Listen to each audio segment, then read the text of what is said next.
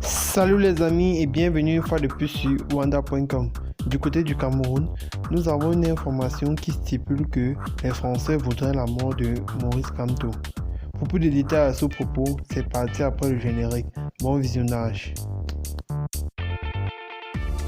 Eh bien les amis, mais avant de commencer, n'oubliez pas de cliquer sur le petit bouton rouge situé en bas de votre petit écran afin de vous abonner à la chaîne et d'activer la cloche de notification pour ne pas rater les prochaines vidéos. Bon visionnage.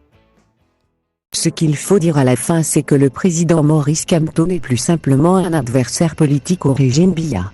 Je dirais même que dès le début, il était déjà plus que ça un obstacle à la perpétuation du dit régime assassin. Et c'est sans doute pour cette raison qu'au soir du 30 novembre 2011, alors qu'il avait annoncé sa démission pour entrer en politique, Grégoire Ovona, le boulanger de la mort au RDPC, ne tarda pas avant de l'appeler pour lui dire de exactement ces paroles. « Ne te mets pas à eu traverser notre chemin », avait-il dit d'un ton menaçant à peine voilé.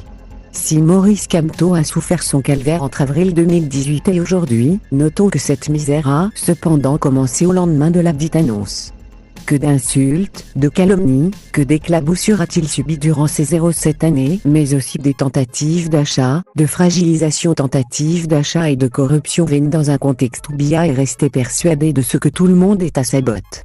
Or Maurice Kamto n'est qu'à la botte du peuple camerounais, pour lequel il se dit prêt à mourir à l'heure où le régime néocolonial vacille et que le colombe français veut renouveler pour la troisième fois son phénix, comme il le fit en plaçant Ahidjo à la tête du Cameroun francophone après qu'il a réalisé que la détermination des indépendantistes à le faire partir était inébranlable. Seulement, ce renouvellement est voué à l'échec pour une seule raison. Cette raison, c'est l'obstacle Kamto qui est autant incontournable qu'il est incorruptible, mais surtout déterminé à déraciner cette lourde dictature de 37 ans. De ce fait, entendant que Paul Biya et ses nombreux successeurs chimériques ne sont pas prêts à abandonner, une seule option s'offre à eux: assassiner Maurice Kamto. Dès le départ en effet, ils avaient trois options: le corrompre, lui coller 30 à 40 ans de prison, l'assassiner.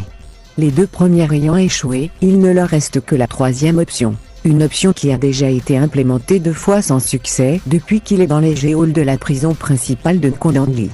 C'est aujourd'hui le seul moyen d'empêcher à Maurice Kamto d'accomplir son destin en tant que président de la nouvelle République du Cameroun.